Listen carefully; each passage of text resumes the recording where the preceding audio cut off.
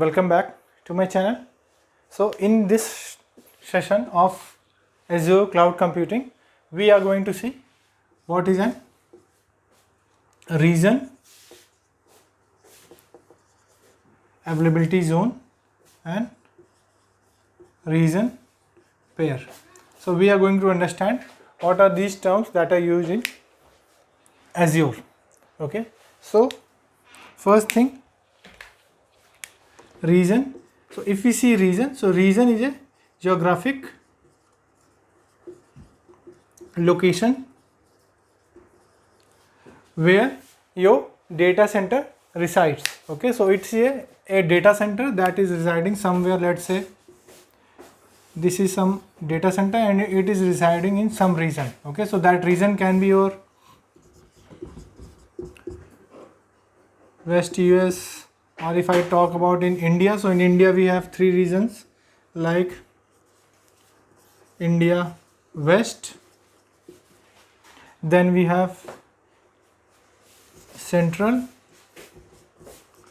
and South.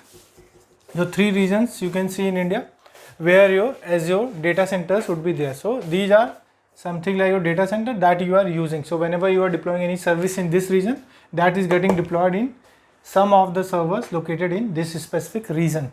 So the west region is basically your Mumbai, the central is your Pune, and the south is your Chennai. Okay, so these are the various regions. So each region would be geographically divided. Okay, so a single region, always there would be a region, and in that region you will have the data centers which will be having various racks of servers, the storage, hardware, everything. It would be there in that particular data center. Okay, so this is a region.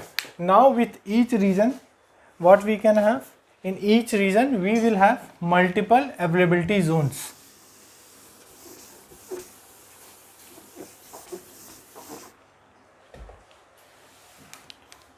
So with each region, whatever is a geographical region, you will have various AZ1, AZ1, AZ2, AZ3. So there are various availability zones. So in that means availability zone means in the same specific region you will have various different data centers. Okay, earlier what I showed in region, a single data center. Now if it has multiple data centers in the same region, let's say if you are talking about any US West region and you have multiple data centers, so that will, in the same region you will have multiple data centers in a different locations, so that will become your availability zones. So it will be your availability zones. Okay, so in that region, in case some availability zone is down, you can use the other availability zone that is available in that particular regions. Okay, and then in a region pair, what happens? So in your region you will have availability zone, you will have another availability zone. Okay,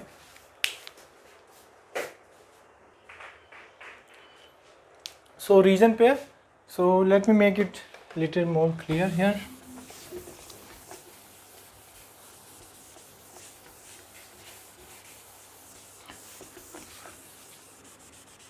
So in the same video I will show you in a PPT as well how the main diagram looks. And the region pair, like you will have different regions, let's say US West, Central. Okay, so there would be different regions in a geographical location. Okay, so you will have different regions, and in each region there might be different availability zones.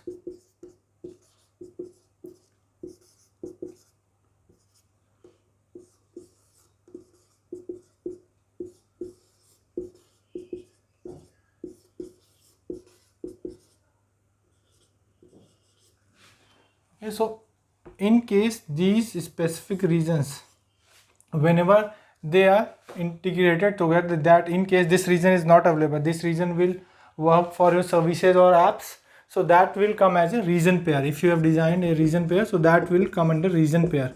So whenever we will be deploying any services or resources on your cloud, you will see various options, whether that particular region has an availability zone or not, how many availability zones they have, which availability zone you want to use. Now what we have understand the regions availability zones, so let's see a little bit more on them. So Azure is basically made up of data centers that are located across the globe. So now what we are doing, we are actually trying to see, let's say if I am using a cloud, so somewhere in my location a data center is there, okay, a data centers are there, and as an end user somewhere here, let's say I am here, so I am using the cloud, Azure cloud, to access the services or the resources that are deployed here. So I am accessing those. So these specific data centers are located somewhere across the globe. Okay, now these regions availability zones, they help us to identify where these resources will be deployed, or where do we want to deploy those resources based out of all the options that are available. Okay, so whenever we are creating any resources, whenever we are provisioning any resources, so what we are doing, we are using the components or the servers or the actual hardware located in any of these regions. Whatever regions we see in this map currently, we are using those hardwares from any of these locations. Okay, and mostly these data centers are not exposed to any users. Okay, so they are not exposed to users directly. Okay, now what happens, so these are your geographical locations, right? You have various geographical locations, like US regions are there, then South America is there, then you have African region, then you have European region, then Asia Pacific regions, right? Australian region. So there are various regions. So these geographies are divided into regions. Okay, so what these regions are, so as we have seen, so these regions can be understood as a particular location where a data center is sitting. Okay, and the data centers are connected with each other using a very low latency network. Okay, so that the resources that are within a region, they are properly balanced whenever there is a workload. So whenever we are going ahead and choosing any resource, wherever let's say I am deploying a simple VM machine, a Linux machine, so what I will be doing, I have to choose a region, in which region I want to deploy that machine. Let's say I am selecting any region somewhere, let's say West India, so that machine would be deployed in the data center located here, and I will be accessing that machine. Okay, now what happens, each regions will have certain limitations. You can go through the Microsoft documents to see which region has what limitation, what services are available to a specific region only and they are not available to any other region.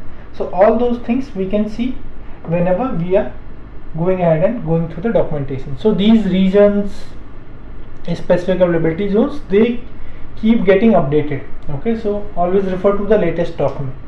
Okay, they will keep getting updated. So because the Microsoft is expanding their cloud computing platform and every vendor is expanding, so every vendor you will see they will be increasing the number of regions and the specific resources that are available.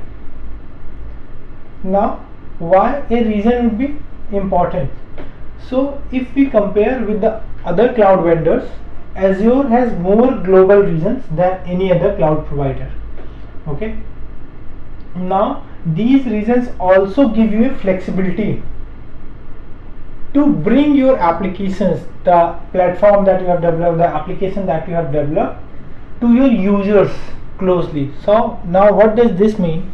So let's say if I am sitting in India, so I will prefer to provision my system in some region or some data center here in India, because the network latency or the response time from here to my system will be more faster, rather than going ahead and provisioning my VM from here and then accessing it from here, okay, from my US region. So it will provide me better scalability and redundancy.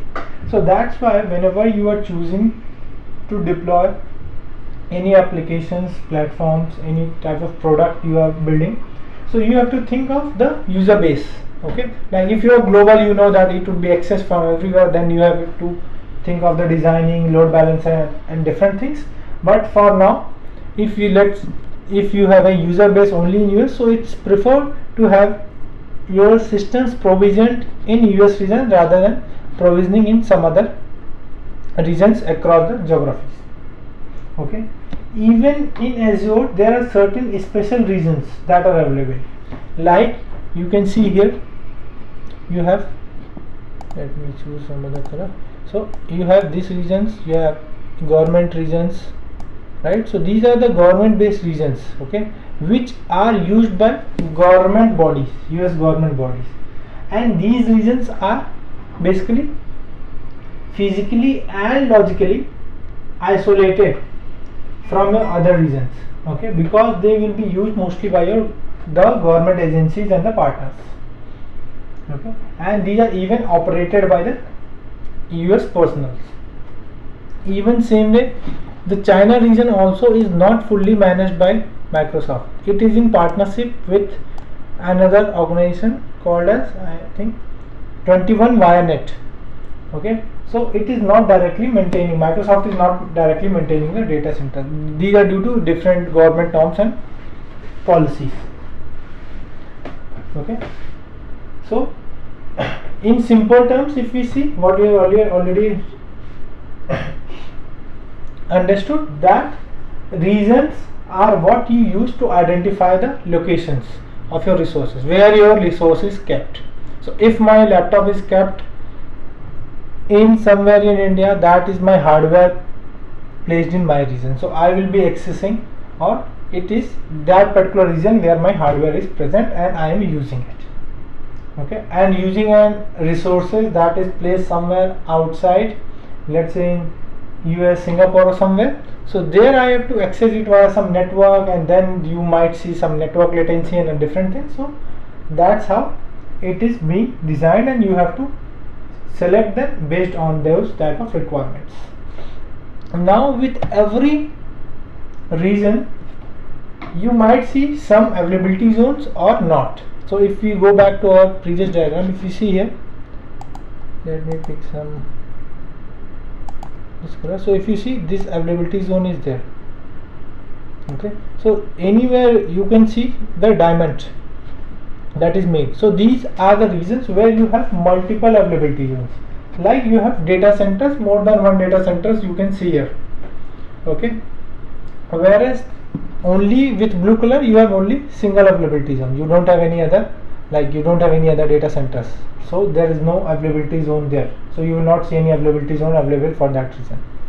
And then you have announced regions, that are the regions that are announced by Microsoft and they might be coming in future. So now with each region you can go ahead and see that, okay, you have availability zones. So it can be a physically separated data centers in the same region, but they are physically separated in terms of, like, they use their own power supply, they have their own networking, they have their own cooling capacities and everything, so that the resources, the hardware that are kept in those data centers, they don't get malfunction. So in case any get malfunction in one availability zone, the other availability zone is available to cater the needs in that particular region. So if you, let's say if you have deployed any xyz.com, okay, any product is there, so now if it is running from one availability zone only deployed on here, so if it goes down, you will see impact that, okay, your web app is not available. But if you have deployed on two different availability zones in the same region, so what happens if this goes down, even your users can get the service from the other availability zone, the services that are available. And these availability zones are connected with fiber optics high speed cables and the networks. But remember, whenever we are talking about these multiple availability zones that we are using, that will also go ahead and increase the cost, because the resources that you are deploying, every resource that you deploy on the cloud, they will have some cost. Okay, so those costs will also be incurred whenever you are using those type of resources. Okay, so those resources will also incur the cost there. So two different VMs running there, they both catering the same service, so there will be two charges for that. Okay, for two different VMs that are running on two different availability zones. Okay, now with availability zones, next we have a region pair. Okay, so what happens, so mostly the Azure regions are paired with another region within the same geography. Okay, but they should be at least 300 miles away. Okay, so this will help replication of the resources, okay, across a geography. So this is limited to a geography. The region pair is limited to a geography location. It's not like between a US and Asia. Okay, so it has to be within a geography location. Okay, so what this will help, so in case of any natural disaster, anything happening in one region, so the other region will be available to go ahead and provide you the specific services that are being deployed. So this region will always be available. So these are termed as your region pairs that are available. Okay, so like mostly the West US is paired with East US, the Southeast Asia is paired with the East Asia. Okay, so they are networked, so they are grouped together as a region pairs. So this can also be help as your disaster recovery, so that in case of any disaster you have a data redundancy and your data is safe in the other region within the same geography. Okay, also why this is not going beyond geography, because there are certain implications about the data, right? So there are various tax specific government norms, law enforcement agencies, that this data cannot go outside a specific geographical location. So that's why these region pairs are currently only working based on a specific geography. Okay, so whenever there is an outage, anything is there, so that the specific pair of that region will be used for working, and the other one will be worked on based on any maintenance or any specific issue they has to be fixed. Okay, now based on this you can see various availability. So how is the availability based on this?